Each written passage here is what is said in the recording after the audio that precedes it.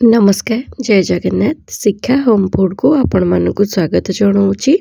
आज मु बिना प्याज रसुण रे पनीर रो गोटे रेसिपी नहीं आसी आसंतु देखिबा मोटी केमती बनाऊँगी।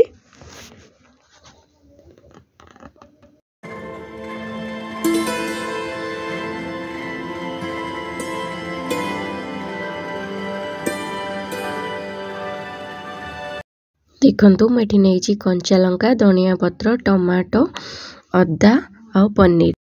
एबे धनिया पत्र को एमती मीडियम साइज करके काटिदबा।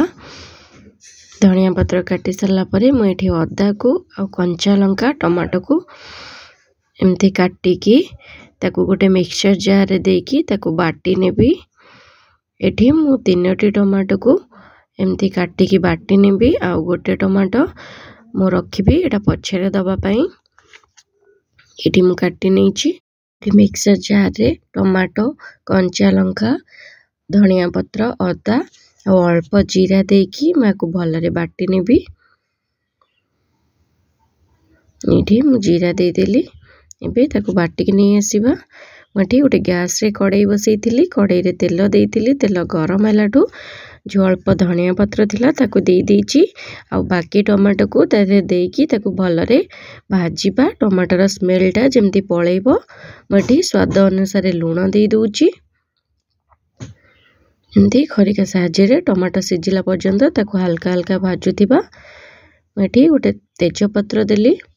एठी टमाटो हमर टिके ता स्मेलटा पळै आसलानी। मैं जो बाटी की नहीं आछि पेस्ट ताको दे देबी। एठी मु से पेस्ट को देकी आ थरे भलरे एमती ताको गोळौची।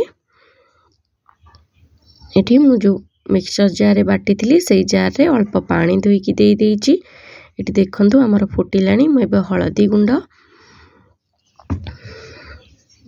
पकेकी ताको भलरे गोळै दोची। एठी मोर मसला हे गलानी। मु पनीर को एमती बड़ बड़ साइज रे काटिची। एमती बड़ बड़ साइज रे काटिले ए रेसिपी रो टेस्ट टिके भल लागे। मु सेति पे एठी बड़ बड़ पीस करी काटिची। पनीर आ मसला टिके मिसिबा पई मु एठी पानी दोची।